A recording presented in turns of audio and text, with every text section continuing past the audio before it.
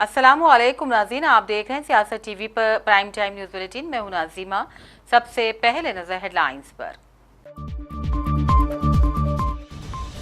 हज 2026 के लिए दरख्वास्तों के अदखाल का आगाज 31 जुलाई आखिरी तारीख।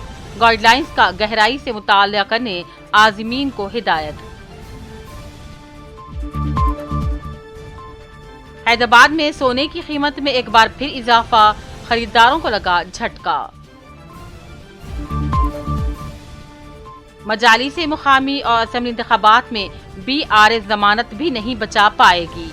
1 लाख करोड़ की फलाई स्कीमात पर अमल, महबूबाबाद में भट्टी विक्रमार्का का खिताब। तेलंगाना का मुआशरा जुबली हिल्स की तरफ देख रहा है।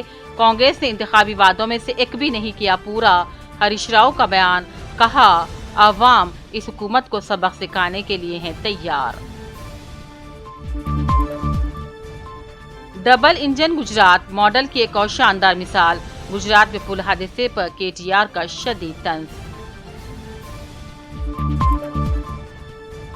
इलेक्शन कमीशन के SIR के खिलाफ हिंदुस्तान इत्तेहाद का बिहार बंद कामयाब, आम जिंदगी बुरी तरह मुतासिर। ये बिहार है, यहाँ अवाम अपना वोट छीन नहीं देंगी। पटना में राहुल का खिताब। तेजस्वी ने कहा चुनाव आयोग अब मोदी आयोग बन गया है।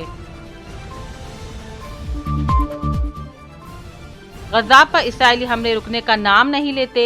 मुख्तलिफ इलाकों में फिजाई हमलों में अब तक 60 फलस्तीनी शहीद। हिंद पाक जंग बंदी में अमेरिकी किरदार न होने का मोदी सरकार का दावा झूठा। अमेरिका ने दी एक बार फिर वजाहत। और तलबा एहतजाज पर खून रेस क्रैकडाउन की मंजूरी हसीना वाजिद ने दी थी। ऑडियो लीक से ही तस्दीक, बांग्लादेश में हलचल।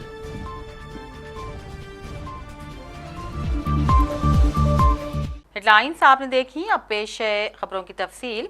हज कमेटी ऑफ इंडिया ने हज 2026 के ख्वाहिशमंद आज़मीन से दरख्वास्तें तलब की हैं।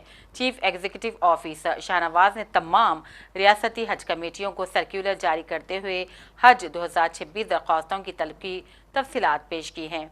दरख्वास्तों के ऑनलाइन अदखाल का आगाज हो चुका है और 31 जुलाई आखिरी तारीख है। हज कमेटी की वेबसाइट या फिर हज सुविधा मोबाइल ऐप से दरख्वास्तें ऑनलाइन दाखिल की जा सकती हैं।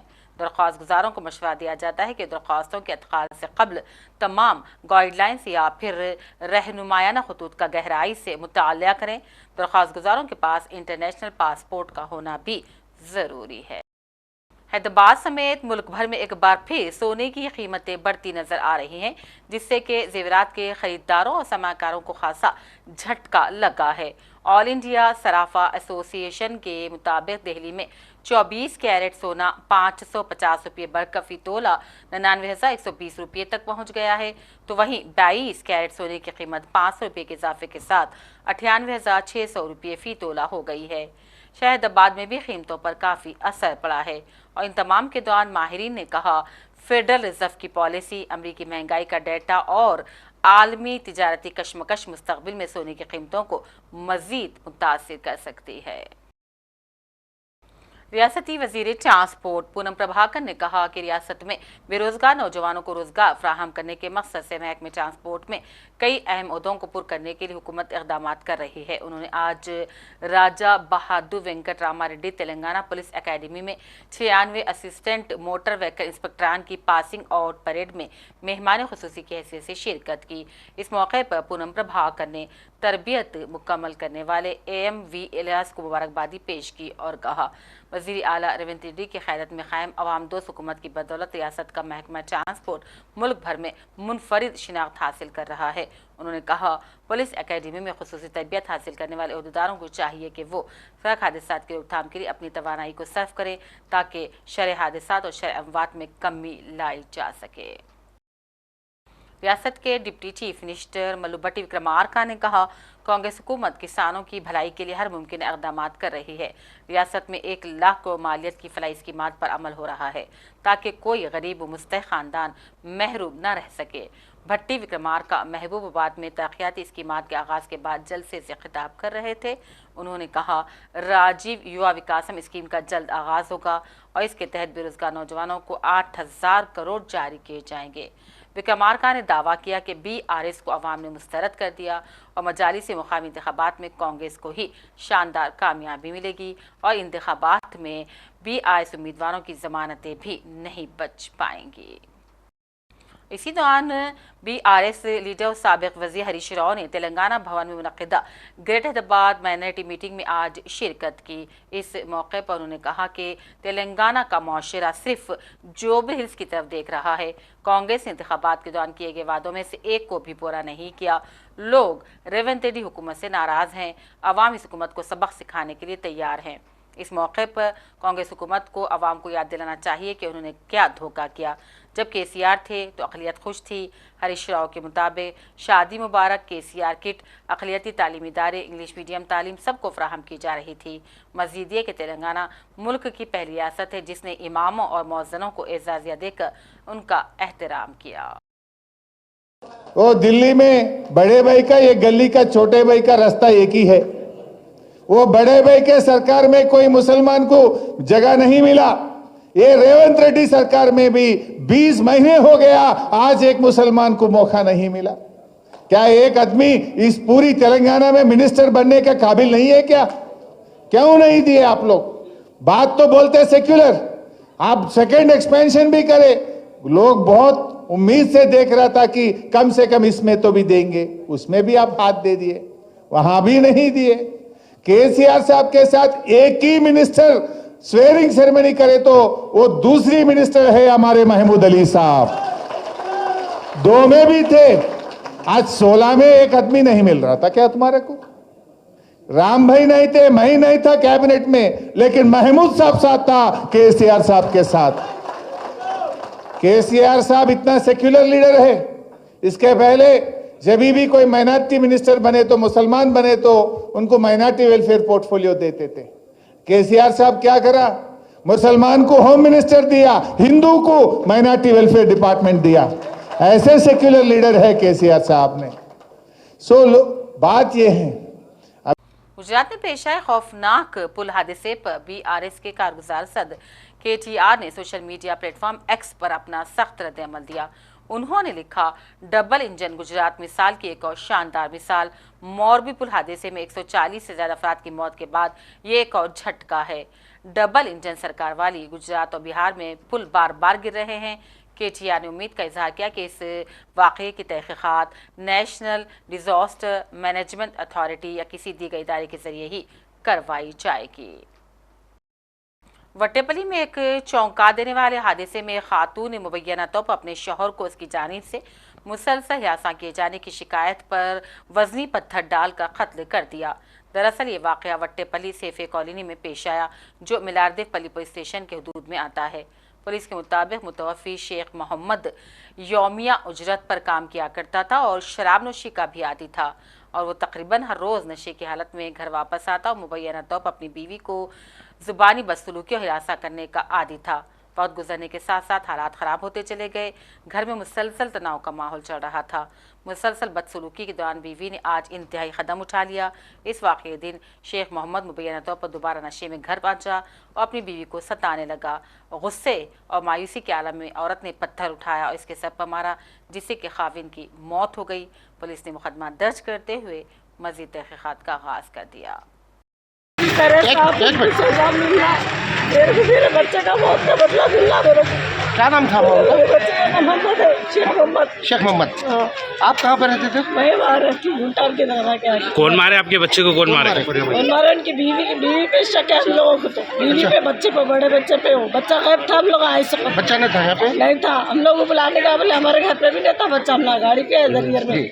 कब कितना अर्सा हुआ था शादी हो गई आपके बच्चे की? 12 साल हो रहा है शादी होते। करे जब से यही लड़ाया औरत भाग जाती थी, नहीं रहती थी हमारे के ना। जी हमारे कहने हमारे शौहर पीते बोल के नहीं रहते थे, अलग रखे थे, जान दो तुम्हारी जगह तुम सुकून से रहो बोल के छोड़ दिए। मारम पीटी करते थे, इससे पहले PS में दिए, उनके बाबा उनके बहना सब मिलके मारे थे, पूरे जिस्म पे बच्चे के औलाद थे हमारे। कई बार भाग गए, मैं रख ली मेरे बच्चे को, अच्छा, रख लेके हर चीज से करती थी, फिर आते थे खुद ही। मारने की वजह क्या है माई? पी लेते थे उन्हें, घर को खर्चा नहीं देते बोल के लड़ाई करते थे, मैं कमा रही, मैं पाल रही तुम्हारे बेटे को, हर चीज। आपके भाव काम करते थे? हाँ, उन लोग भी जाते थे काम, क्या काम करते थे? घरों के काम पे जाते थे। कितनी एज थी आपके बच्चे की? 30 साल के हैं। क्या नाम था उनका? मोहम्मद शेख मोहम्मद। शेख क्या मोहम्मद। काम करते दोनों? क्या काम करते थे वो?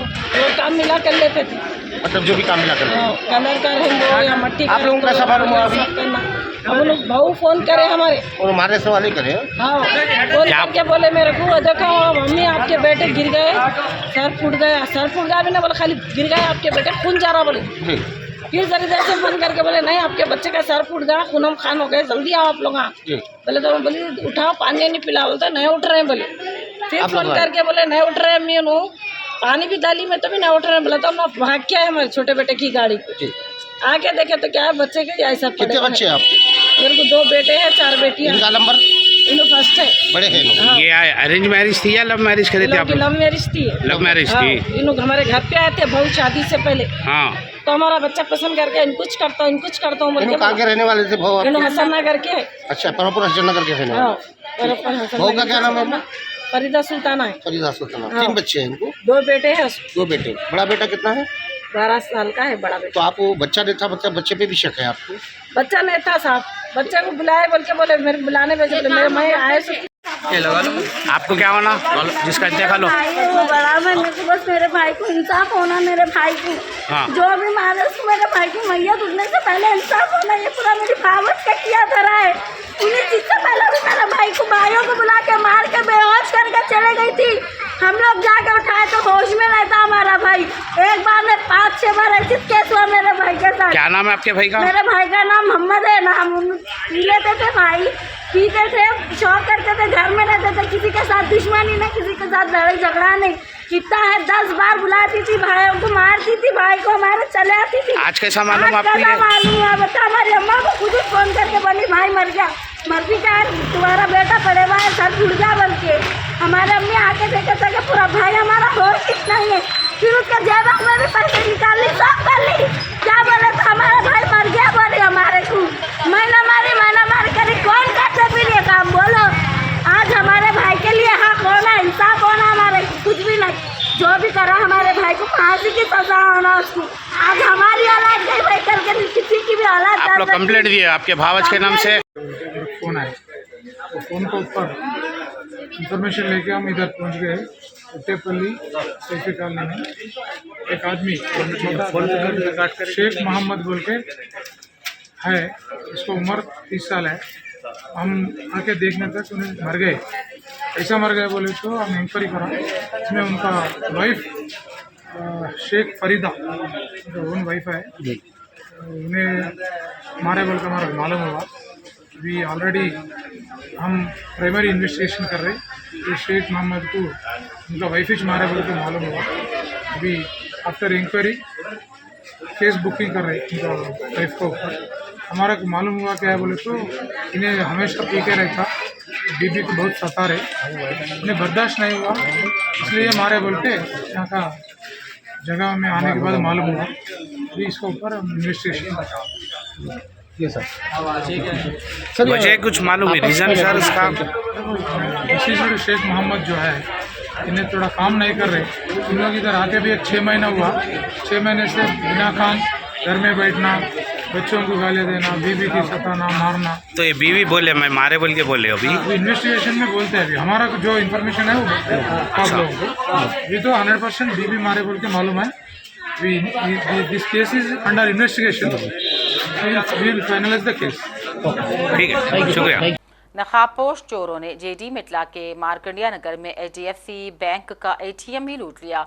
एक दिलेराना डकैती में 3 अफराद ने गैस कट्टर का इस्तेमाल करते हुए 3 एटीएम मशीनों को तोड़ा और फिर 1 घंटे के अंदर बड़ी रकम लेकर फरार हो गए। चौंका देने वाली बात तो यह है कि डाकुओं के फरार होने के बाद खतरे की घंटी बज रही थी।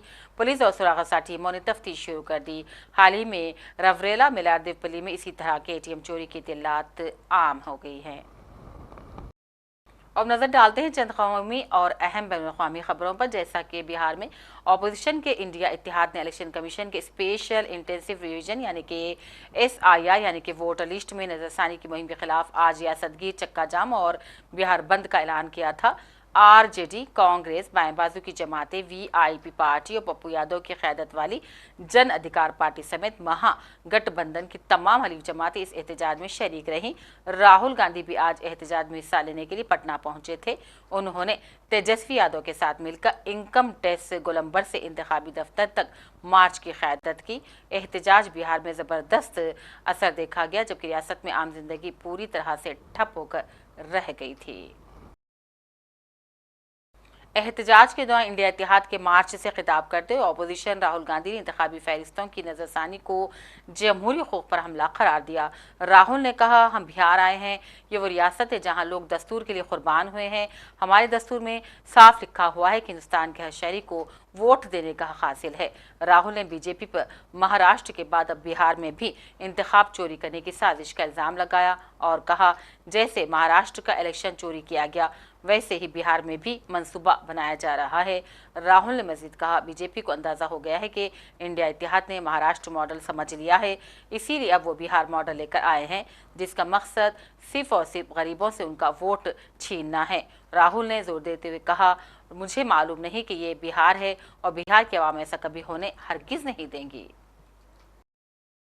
गठबंधन के जो सीनियर नेता हैं, तेजस्वी जी हैं, बाकी पार्टियों के जो नेता हैं, उनका भी मैं यहाँ स्वागत करता हूँ। देखिए, कुछ महीने पहले महाराष्ट्र में चुनाव हुआ, हरियाणा में चुनाव हुआ, लोकसभा का चुनाव हुआ। उससे कुछ ही महीने पहले, लोकसभा के चुनाव के कुछ ही देर बाद महाराष्ट्र और हरियाणा में विधानसभा का चुनाव हुआ। लोकसभा के चुनाव में महाराष्ट्र में इंडिया गठबंधन मेजॉरिटी लेके आए, जीत के आया, और विधानसभा के चुनाव में कुछ ही महीने बाद इंडिया गठबंधन बुरी तरह हारा। उस समय हमने कुछ ज्यादा बोला नहीं, मगर हमने काम शुरू किया। 21वीं सदी है, डेटा की सदी है, डेटा की सेंचुरी है। हमने डेटा देखना शुरू किया और जैसे ही हमने डेटा देखना शुरू किया, हमें पता लगा कि लोकसभा में और विधानसभा में 1 करोड़ नए वोटर शामिल हुए। मतलब विधानसभा में 10% ज्यादा वोटरों ने वोट किया। और जब हमने पता लगाया कि ये वोटर कहां से आए, ये कौन है, तो आश्चर्य की चीजें निकली। हर कंस्टिट्यूएंसी में जहां भी वोटर बढ़े, जिन जिन कंस्टिट्यूएंसी में वोटर बढ़े, वहां पर बीजेपी जीती। सारे के सारे वोट, जो नए वोट आए, वो सारे के सारे बीजेपी को गए। एक बिल्डिंग में 4000 5000 वोटर रजिस्टर हुए। गरीबों के वोट काटे गए। और जब हमने इलेक्शन कमीशन से कहा कि आप हमें वोटर लिस्ट दीजिए, आप हमें वीडियोग्राफी, जो हर पोलिंग बूथ में वीडियो लगा हुआ है, वो दीजिए, इलेक्शन कमीशन बिल्कुल शांत हो गया, चुप हो गया, एक शब्द नहीं कहा। उधर तेजस्वी यादव ने रैली से खिताब करते नीतीश कुमार बीजेपी को कई तनकीद का निशाना बनाया। उन्होंने इलेक्शन कमीशन को भी तनकीद का निशाना बनाया और कहा इलेक्शन कमीशन अब मोदी कमीशन बन गया है। उन्होंने कहा जब बीजेपी और नीतीश कुमार को अंदाजा हो गया है कि वो हार रहे हैं तो उन्होंने अब नए इलेक्शन कार्ड के नाम पर यह तरकीब शुरू कर दी है।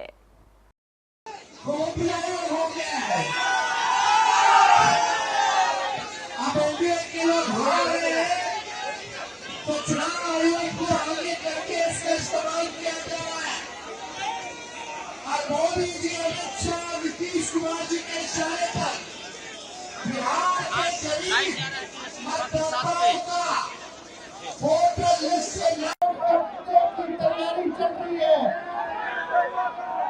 लगभग करोड़ों वोटर्स का नाम जो गरीब समाज से आते हैं, वंचित समाज से आते हैं, जो समाज अपनी पैदाइश पे खड़ा है, चाहे दलित समाज हो, अल्पसंख्यक समाज हो, चाहे पिछड़ा हो, अति पिछड़ा हो, ये साजिश है आप लोगों के वोट को काटने की। जो मजदूरी करके बाहर गया है, नौकरी के लिए बाहर गया है बिहार के, जो बिहार से लगभग 4.5 करोड़ लोग पलायन करते हैं, दूसरे राज्यों में कमाने जाते हैं, उनके नाम को काटने की तैयारी हो रही है। धन्यवाद देना चाहते हैं आगे बदल के सभी साथियों को, खासतौर पे राहुल जी का दिल से धन्यवाद देते हैं।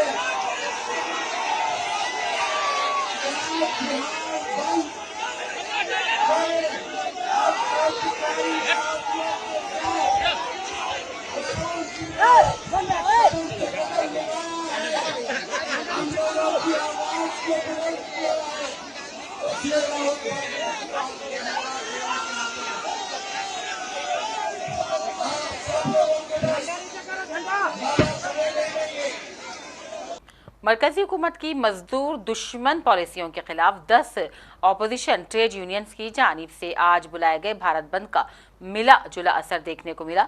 एक तरफ इस बंद का असर मगरबी बंगाल और केरल जैसी ऑपोजिशन पार्टियों की हुकूमत वाली रियासतों में ज्यादा देखा गया तो दूसरी जानिब बीजेपी और एनडीए की हुकूमत वाली रियासतों में बंद का कोई खास असर नजर नहीं आ रहा था। वैसे तो सारे ही मुल्क में ट्रांसपोर्ट निज़ाम पर इसका काफ़ी असर रहा और मुसाफिर को मुश्किलात का सामना रहा। और उधर गजा पर इसराइली हमले रुकने का नाम नहीं ले रहे हैं। मंगल को मुख्तलिफ इलाकों में इसराइली फ़िज़ाई हमलों, ड्रोन हमलों और फायरिंग में ख़वातीन, बच्चों, कैदियों और पैरामेडिकल स्टाफ समेत कम अज़ कम 80 से ज़्यादा फ़लस्तीनी शहीद हो गए। जुनूबी गजा के खान यूनिस और वस्ती इलाके अल-जवादीन में बेघर फ़लस्तीनियों के 2 खैमों पर इसराइली गोलाबारी की गई जिसमें 6 अफराद शहीद हो गए। हमास के मुताबिक 6 फ़लस्तीनी कैदियों को इसराइली जेलों से रिहा करके मगरबी किनारे से गजा मुंतकिल किया गया। इनमें से तमाम को इसराइली हमलों में जान बहक हो गए। उधर अमेरिका ने हिंद पाक जंग बंदी में वाशिंगटन का किरदार न होने से मुताल्लिक मोदी हुकूमत के दावों को एक बार फिर झूठा करार दे दिया। तर्जुमान अमेरिकी महकमे खारजा टिमी ब्रूस ने अपनी ब्रीफिंग में कहा, अक्सर तबसरे खुद अपनी वजाहत पेश कर देते हैं।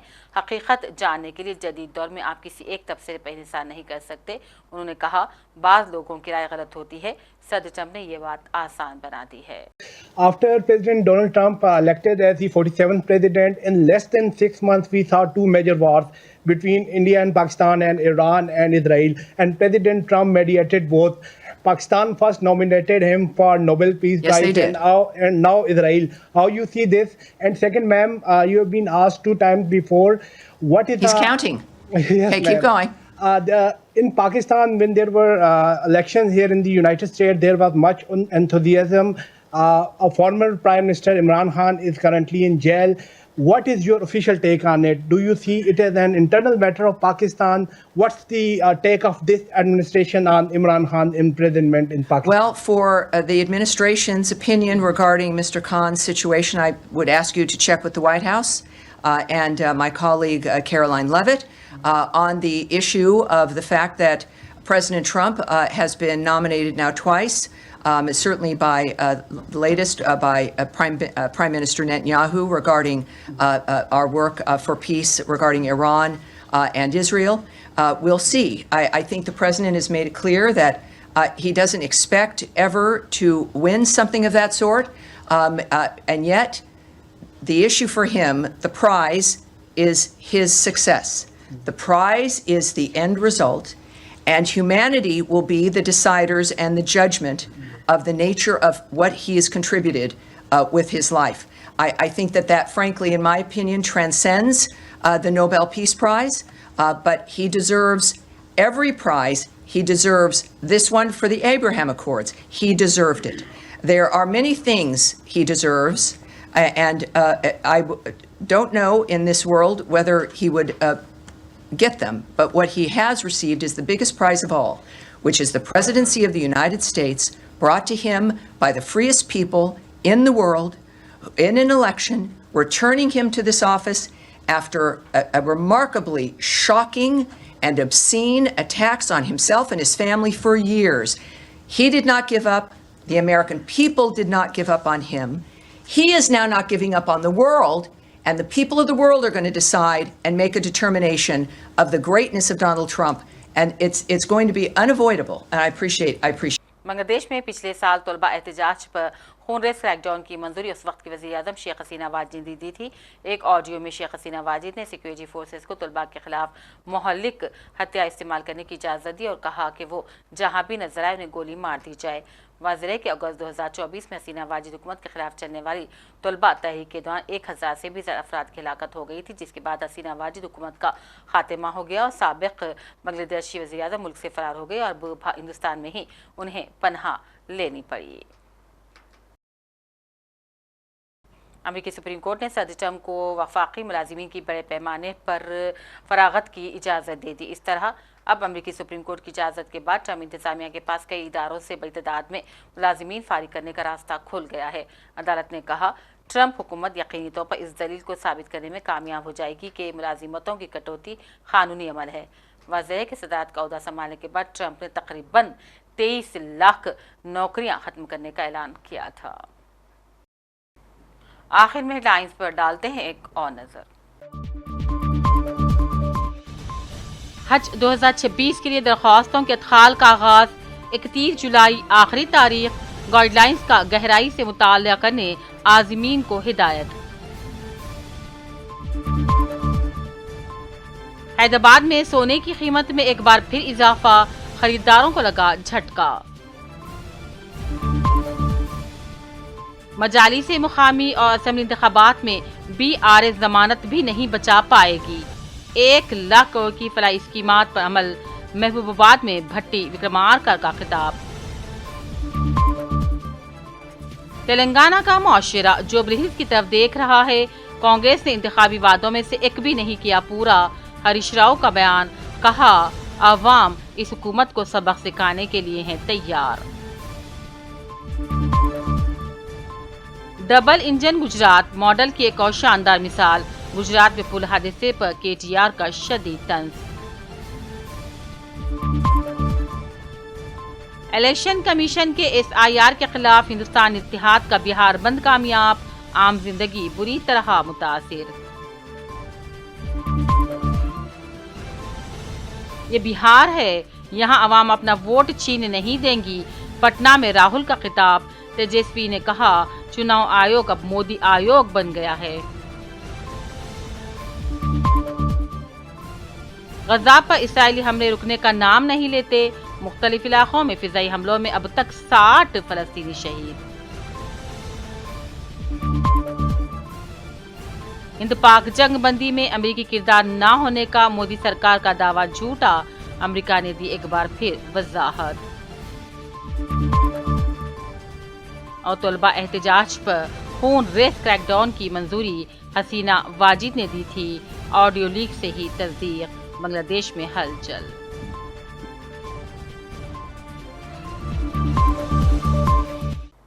इसी के साथ टाइम बुलेटिन का सिलसिला अब यहीं अख्ताम को पहुंचता है। पूरी टीम के साथ दीजिए इजाजत। देखते रहिए सियासत TV। अल्लाह हाफिज।